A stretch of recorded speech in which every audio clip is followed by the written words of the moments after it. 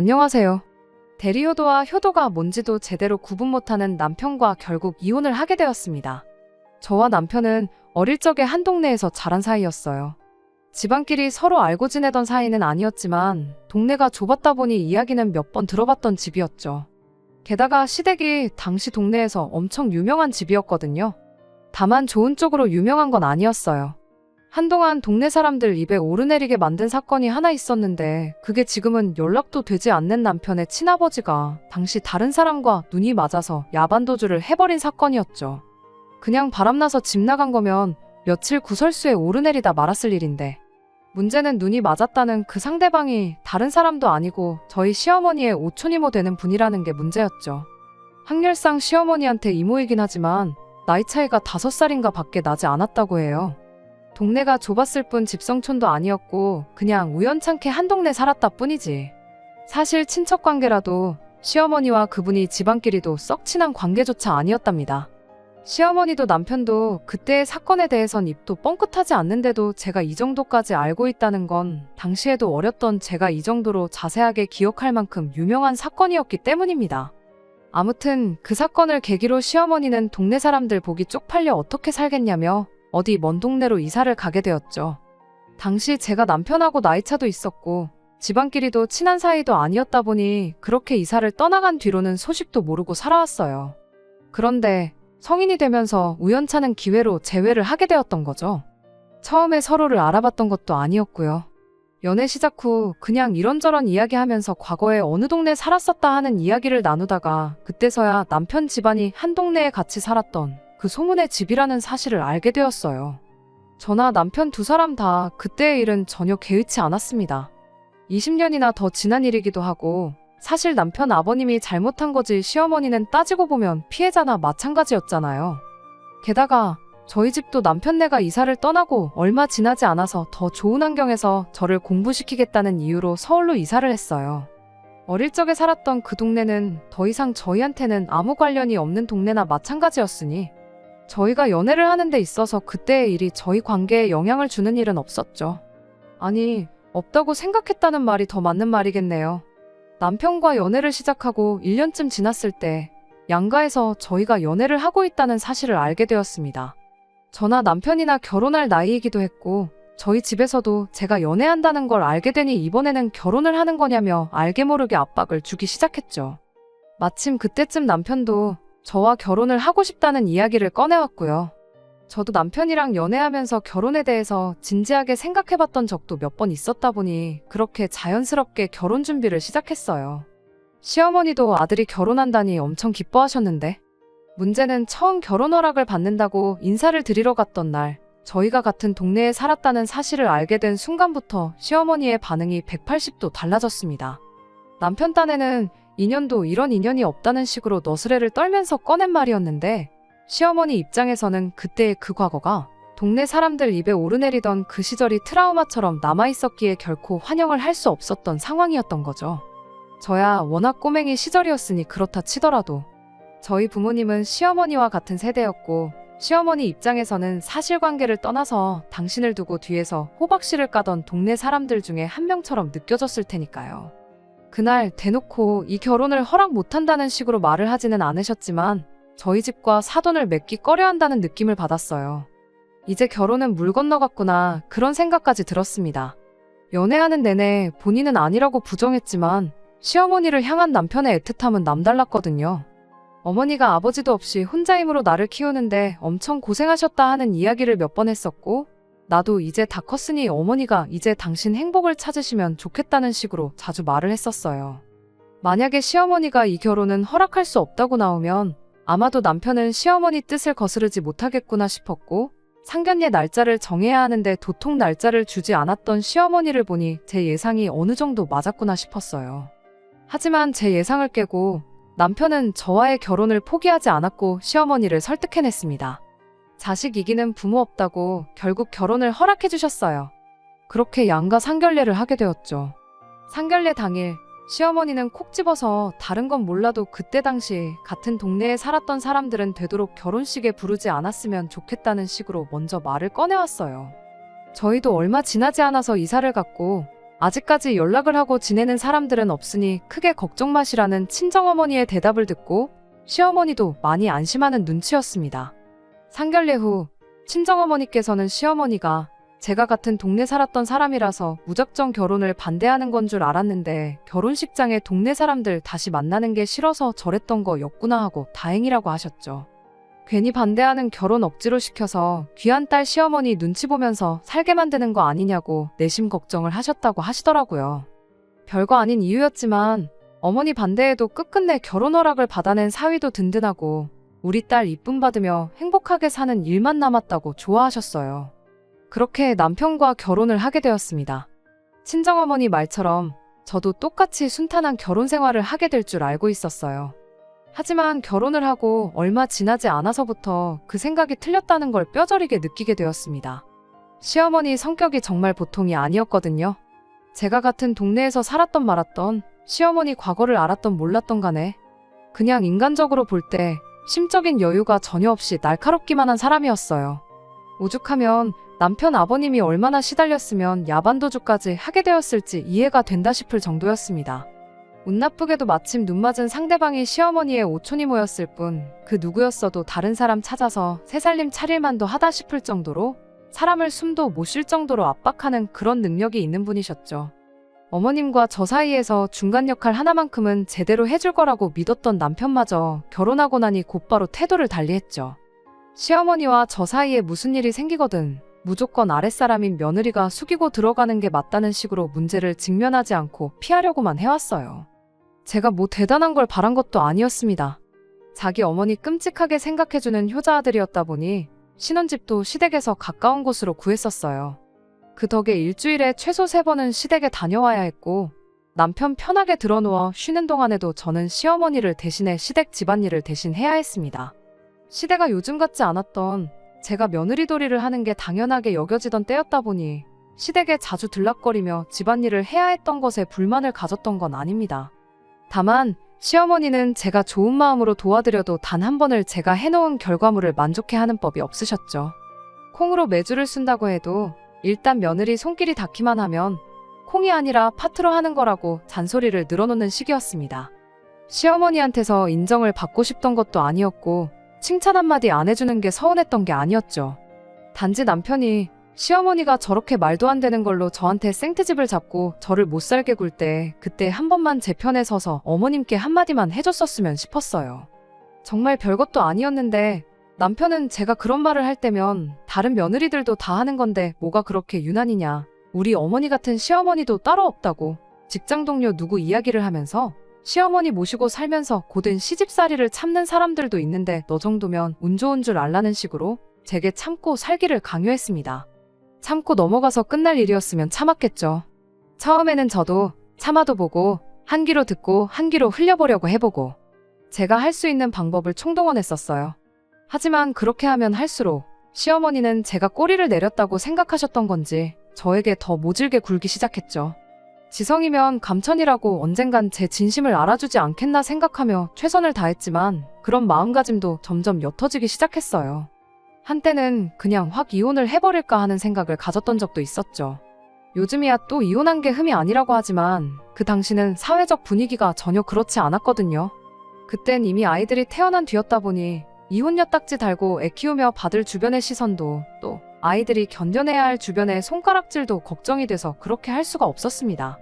그렇게 하루하루가 지나가다 보니 언젠가부턴 상처에 딱지가 생겨 굳은 살이 생기는 것처럼 시어머니 잔소리가 당연하게 느껴져서 상처가 되지도 않았어요. 오히려 저한테 잘해주면 그게 더 걱정스러울 정도였죠.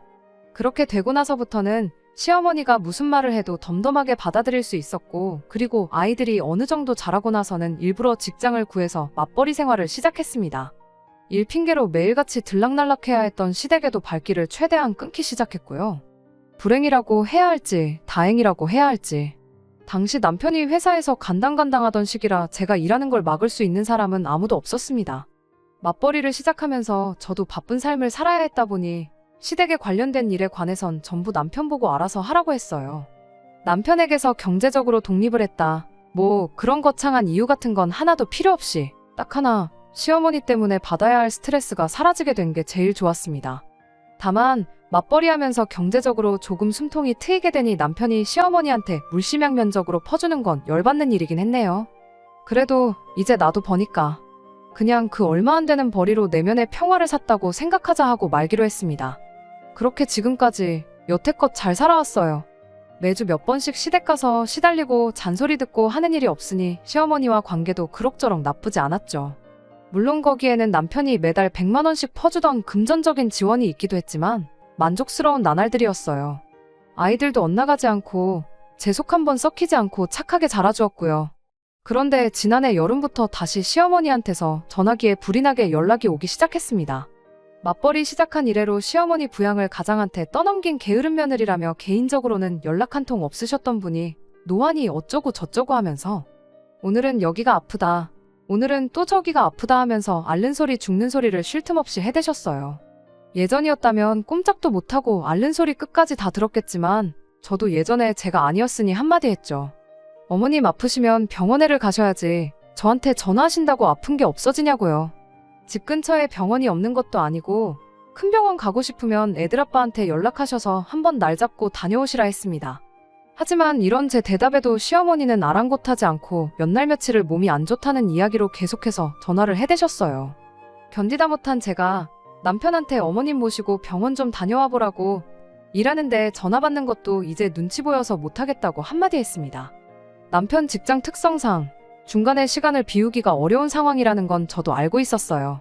그에 비해 제 직장은 일하는 중간에 개인 시간을 활용하는 데 있어서 상대적으로 탄력적인 부분이 있었고요. 게다가 남편은 대중교통을 이용해서 출퇴근을 하고 있었고 그 덕에 차는 제가 쓰고 있었기도 했거든요. 말은 그렇게 했지만 남편이 부탁하면 한두 번쯤은 시간 내서 어머님 모시고 병원에 다녀올 생각도 갖고 있었죠. 하지만 남편은 무슨 고집이었는지 저한테 병원의 병 이야기도 꺼내지 않았습니다.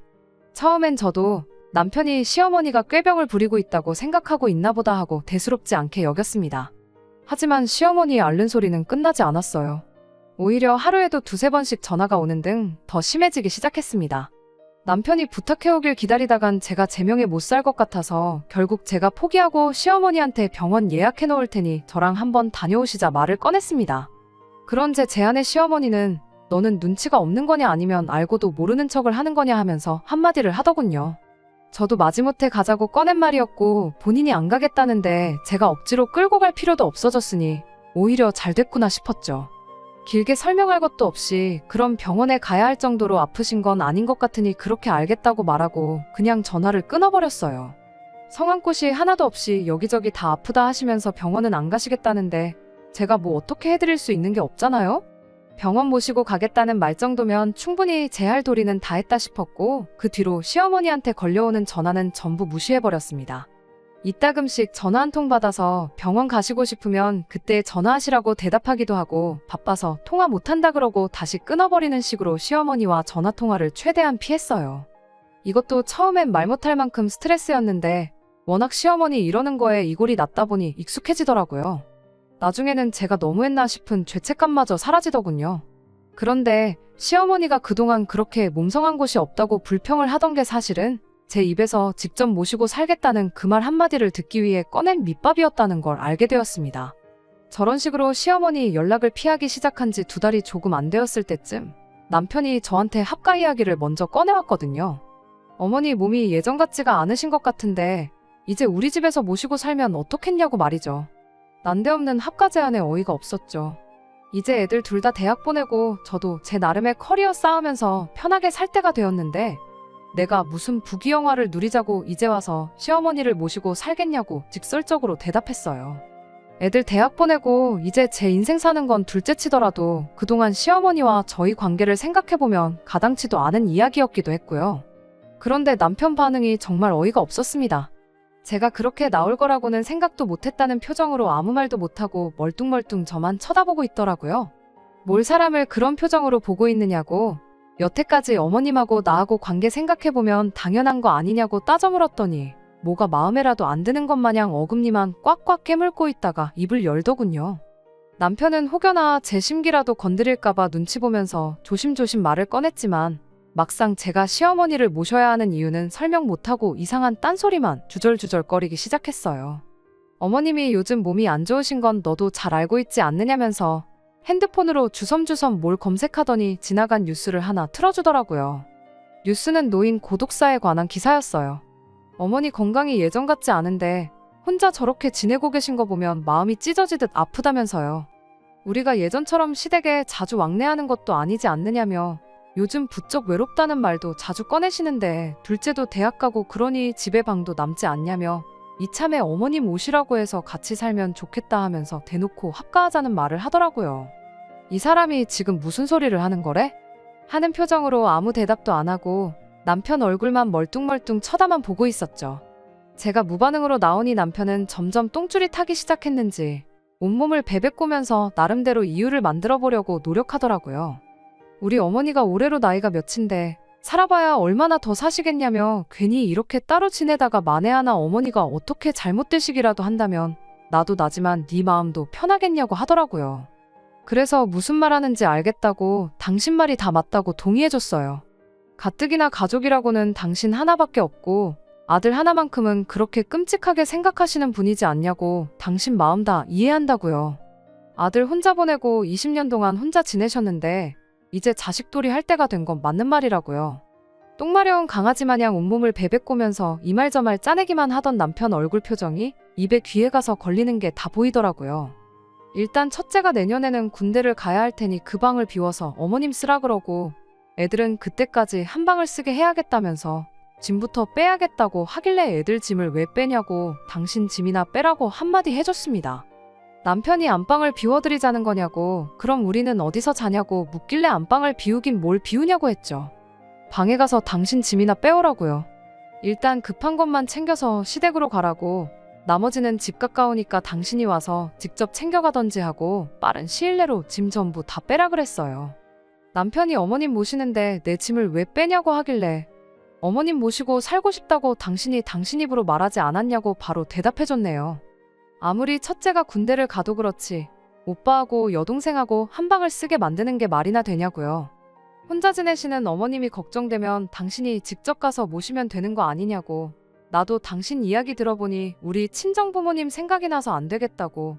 애들 독립할 때까진 내가 어떻게든 참고 견뎌볼 테니 당신 장인 장모는 걱정하지 말라고 했어요. 내가 자식이니까 두 분은 내가 모실 테니 당신은 시어머니 불편한 거 없게 잘 모시고 원 없이 효도해드리라고요. 남편은 자기가 하는 말을 제가 제대로 이해를 못한 것 같다며 모시고 산다는 게 내가 어머니 집에 들어가 산다는 게 아니고 어머니를 우리 집으로 모시는 거라고 설명을 하더라고요. 그래서 제가 남편한테 이 집이 당신 혼자 사는 집이냐고 우리 네 가족 다 같이 사는 우리 집인 거 모르냐고요.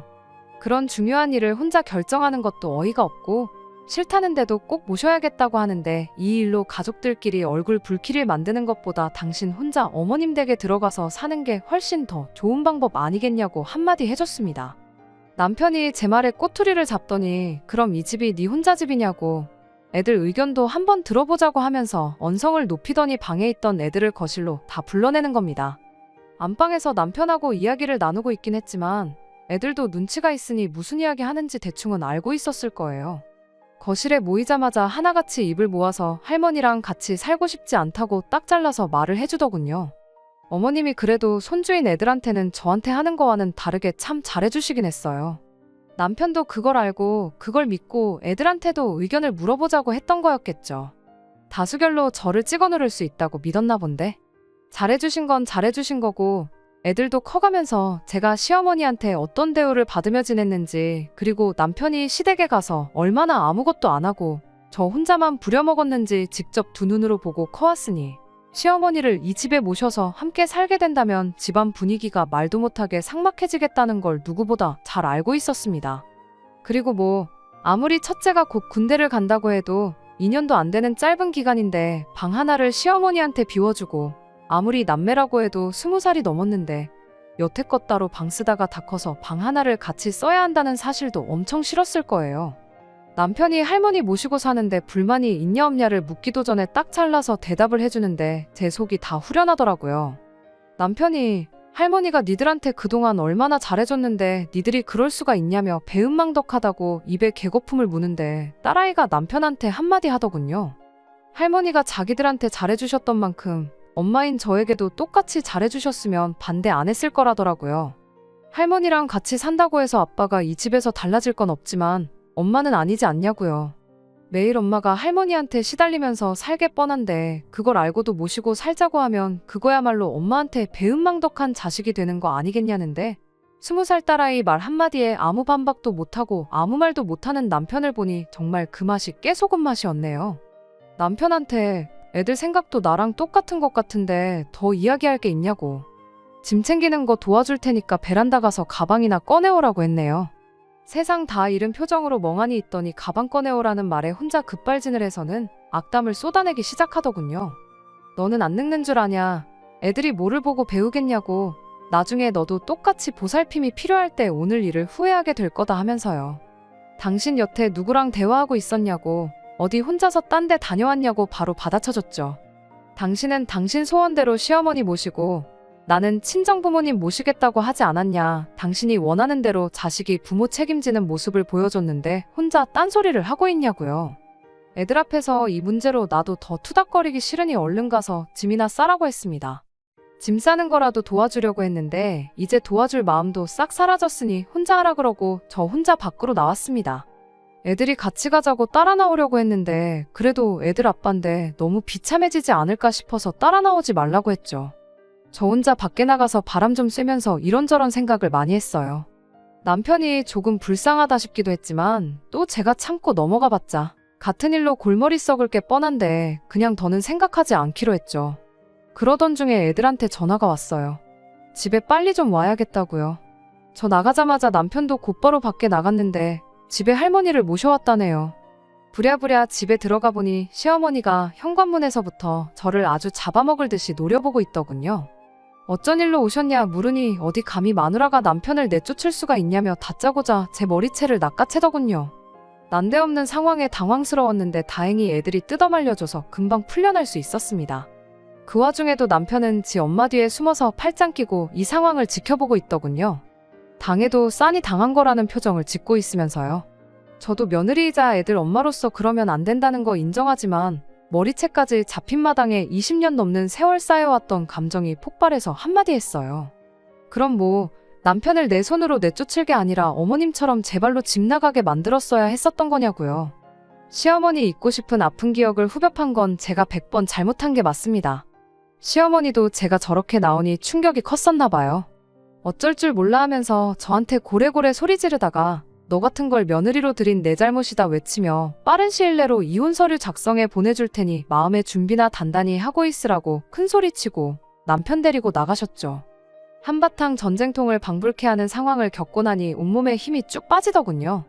애들이 제 편을 들어주면서 괜찮다고 하긴 했지만 여태껏 참고 견뎌온 결혼 생활의 종지부를 이렇게 찍게 되는구나 싶어서 망연자실했습니다. 이혼하는 게 두렵지는 않았습니다.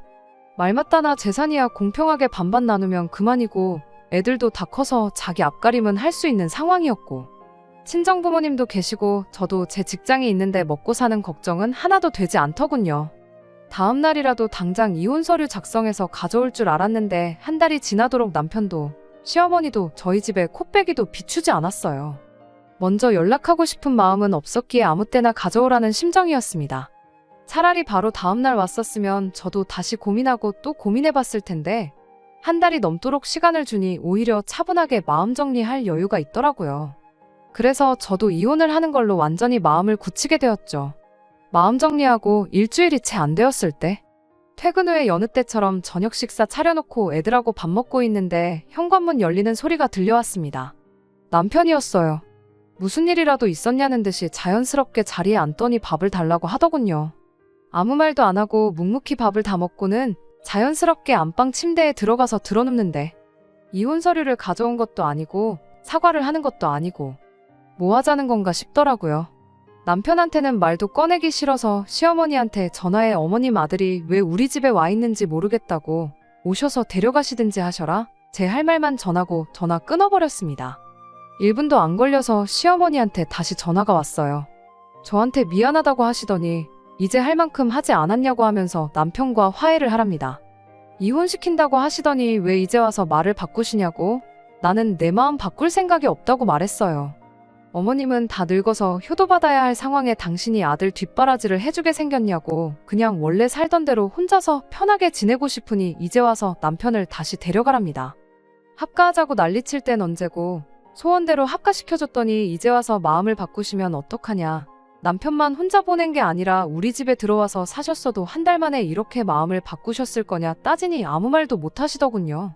합가해서 며느리가 모셔주고 살 줄 알았는데 혼자서는 밥도 못 차려 먹는 아들 뒷바라지 하려니 혹이 하나 생기신 것 같아 그러시냐고 일 없다 말하고 다시 전화 끊었습니다. 그 와중에 아무 일도 없었던 것처럼 방에 들어가 있던 남편이 제가 통화하는 내용을 들었는지 갑자기 뛰쳐나와선 너는 시어머니한테 말버릇이 그게 뭐냐고 저한테 화를 내더라고요. 싹싹 빌어도 모자랄 판에 정신 못 차리고 저러는 걸 보니 역시 괜히 마음 약해져서 남편을 다시 받아주지 않기를 잘했다 싶었죠. 그날 어머님이 내 머리채 잡고 폭언을 했던 것 말고도 여러 가지 증거도 가지고 있으니 좋은 변호사부터 알아보라고 했어요. 처음 말했던 대로 이혼 서류 작성해서 가져오면 소송까지는 가지 않겠다고 단호하게 말했죠. 남편은 씩씩거리더니 다시 집을 나갔어요. 그리고 며칠 뒤에 말했던 대로 이혼 서류를 가져왔고 얼마 전에 결국 남편과 이혼 서류 접수하고 길고 긴 결혼 생활의 종지부를 찍기로 했습니다. 남편이 이혼하고 시댁으로 갔는지 어머님한테 애물단지 취급받다가 시댁에서도 쫓겨났을지는 궁금하지도 않아요. 다만 이혼 서류 접수하려고 만났던 그날 몰골이 아주 말이 아니더군요. 조강지처 말이라도 잘 들었으면 적어도 저렇게 어디 가서 애물단지 취급은 받지 않았을 텐데 싶었어요. 그간 살아온 정이 있으니 저 사람이 어디 가서 밥은 제대로 얻어먹고 다닐지 걱정이 되긴 했는데 마음 굳혔으니 더 이상 신경 쓰지 않으려고 합니다. 저는 충분한 기회를 줬었고 남편은 그걸 제 발로 차고 나갔으니 그 값은 자기가 치러야겠죠. 우리 아들도 군대 다녀와서 몇 년 뒤면 결혼을 하겠다고 하겠죠. 저도 누군가에게는 시어머니가 될 사람입니다만 적어도 제 시어머니 같은 사람만은 되지 말아야겠어요. 이렇게 모든 게 다 끝나고 나니 적어도 제 마음 하나만큼은 홀가분하네요. 끝까지 들어주셔서 감사합니다. 오늘의 사연은 여기까지입니다. 구독과 좋아요, 알람 설정 부탁드리고 더 좋은 사연으로 다시 찾아뵙겠습니다. 감사합니다.